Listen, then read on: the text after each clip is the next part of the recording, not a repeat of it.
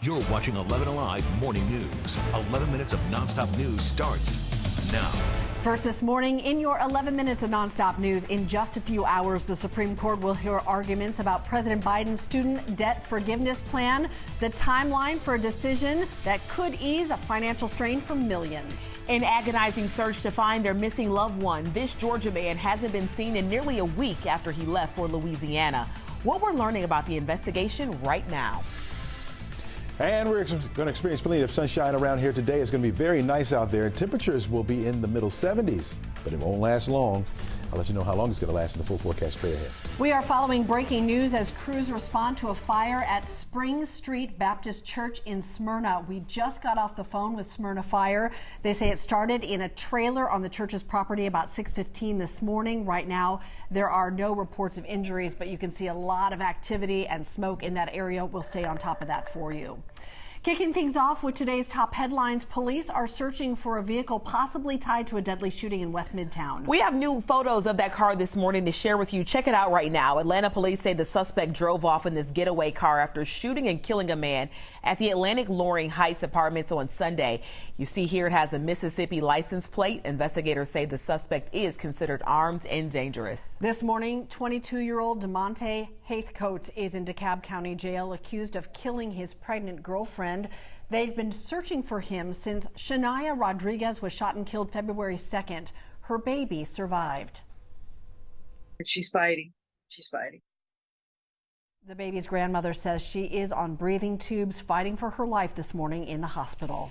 Efforts to make Buckhead its own city are one step closer to becoming reality. They passed a Senate committee yesterday, although they still have several more hurdles to go before the question would be put up to voters. Right now, a wife and family are worried as police are still searching for Nathan Millard. It is a mystery. Millard lives in Walton County but was in Baton Rouge for business. He hasn't been seen or heard from in nearly a week. Ariana Maniz has the latest. Nathan Millard's wife tells us that right now investigators are trying to put the puzzle pieces together to find him, like going through surveillance video and monitoring his last bank transactions. Millard's wife, Amber, she tells it that he was last seen leaving a pub on Thursday night in Baton Rouge, Louisiana. This was supposed to be a quick trip for her husband, but instead it's been almost a week since he's been home. She says he's a director for construction and went to walk a property with the customer. Later Thursday night, they went to a college basketball game, and then the pub, the wife tells us they even spoke while he was at that game. Miller was supposed to meet up with this customer again the next morning, but her husband never showed up. His wife tells us he is a father of 5, and this has been a very trying time for their family. Now, Miller was last seen wearing a green hat, black shirt, and blue jeans. If you have any information, you're asked to call police in Louisiana, and we have their number on our website. You can also call Crime Stoppers. Back to you. Ariana, thank you. That was a look at your Tuesday morning headlines. Let's get out the door and enjoy the pick of the week, Chesley. Like that. Run out. You Good know what I mean? form. It's gonna be, thank you. I still got a little, I got a little left. I got a little bit left. I'm saving it for, well, I would say a rainy day, but a sunny day is what we're going to save it for. We haven't seen very many of these where we have full sun and those warmer temperatures together. We've been seeing nice days, temperatures getting up to the 80s, but we've had the clouds in place. We've had the threat for the rain. Not going to be the case today, even though you see a few clouds around for this morning. We'll call it anywhere from partly to mostly sunny skies to start the day, mostly sunny as we head through the afternoon. These are your 4 essential times of the day. Starting off in the 50s, we'll get up to 71 degrees by noon, 76 for an afternoon high. Could see some spots higher than that, actually.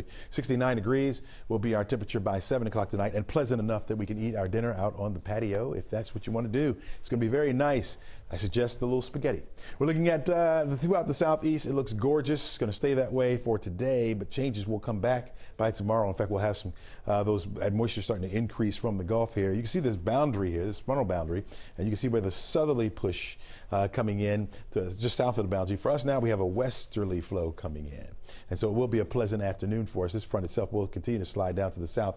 In fact, we're tracking another system that's not even underway yet, but it's off to the west of us that will bring in another front. Area of low pressure will slide up toward the northeast. We'll drag a cold front through our area, which will bring a little better chance for some showers and thunderstorms our way. And some of those thunderstorms later this week could be on the strong side as far as those wind gusts go. Now, you'll notice this map here, it shows that purple area here where we have the dry air in place, where you see the lighter colors, that's where the moisture is, and that will start to return back to us by tomorrow. In fact, here we are by the evening. That's where we'll start to see some scattered or isolated showers around around the area. And look, it stays with us as we head into Thursday. Even as we head into Friday, that front itself will make its way toward us and will bring in a better chance of showers, even some thunderstorms. Timing right now, especially with this particular model right here, brings it in by the afternoon as far as the gusty winds go associated with that front. But behind it, we'll begin to dry it out just in time for the weekend. Forecast track model plays it beautifully for us with the sunshine around through the rest of the afternoon. Looks great, but the clouds will increase later on tonight through the overnight going into Wednesday morning. When you wake up, you'll see mostly cloudy skies. 30% chance for an isolated shower or two. That'll be it. Better chance for that rain coming to us by Thursday morning. Widespread showers. Few and better thunderstorms are certainly possible, and the rain will be with us off and on through the day on Thursday. We'll continue that as we head into Friday, again with that front likely arriving sometime by the afternoon, of course, with a couple of those thunderstorms around. We remain in the 70s for the rest of the week. It's not until we get to the weekend that those temperatures will begin to fall off just a little bit. In fact, Saturday, we'll have mostly sunny skies, 45-degree start temperature. We'll get up to 63 for the afternoon high. Pretty much the same on Sunday. Look at Monday, another 10 with 70 for the high temperature. Mighty nice. Happening today, President Biden's debt forgiveness plan will go before the Supreme Court. You are taking a live look at the high court now. Justices will hear the case from Republican lawmakers who say the president went above his legal authority when he implemented the plan. President Biden wants to relieve up to $20,000 worth of debt for people who make under $125,000 a year. We know many student loan borrowers are wondering what they can do to get ready for the Supreme Court's decision. This morning, Molly Oak is sharing some tips. Yeah, Cheryl and Aisha, we talked with a financial strategist on how borrowers can help ease the strain if payments are reinstated. It was important to find solutions that are going to help taxpayers to be able to still provide for their families. So here are 3 tips he says you can do right now. First, protect your credit. You can also get in touch with your creditor. He suggests trying to work out a payment plan and asking if there's a way to work out interest, since that's where a lot of the burden comes from. Chesley? Molly, thanks a lot.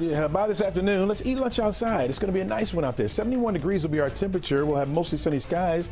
Winds will be light as well. We can enjoy that. By 3 o'clock this afternoon, kids getting out of school want to stay outside and play. 76 degrees will be our temperature by then. Driving home tonight, 6 o'clock, we're looking at 72 degrees. We'll still have fair skies out there. Very, very nice. Enjoy it because the rain comes back to us tomorrow and sticks around for the rest of the week. All right, everybody, we are so glad you joined us today. Make it a great one. Yeah, enjoy the beautiful day. We'll hand it off to the Today Show, and we'll see you back here tomorrow morning.